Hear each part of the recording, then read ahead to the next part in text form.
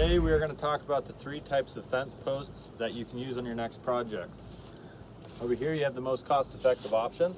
This is a pressure-treated fir post.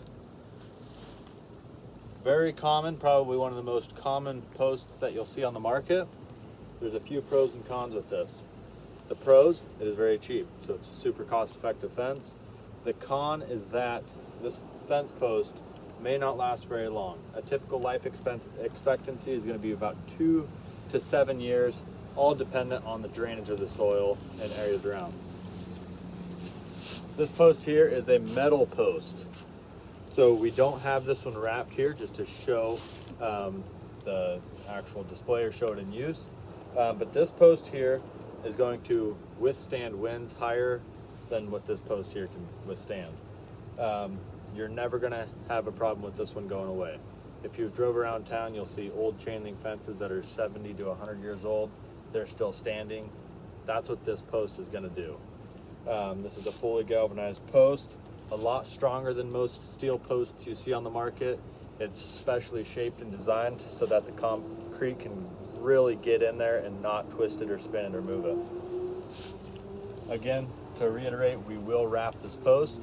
You won't ever see it's there. This last option here, you're not going to see very often.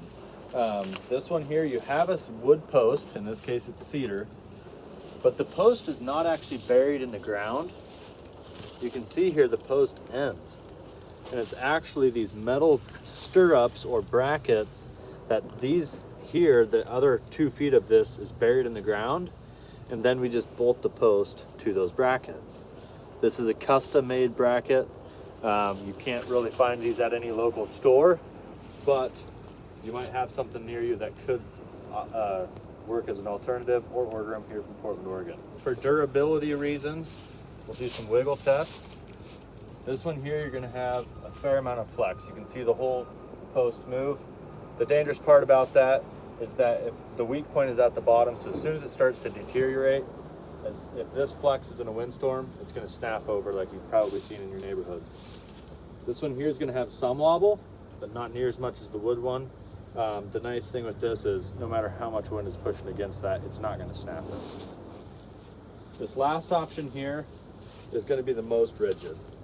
You can move it side to side, but it takes a lot more strength. If this ever does get, shifted out of level, you can pull it back and line it right back up and straight.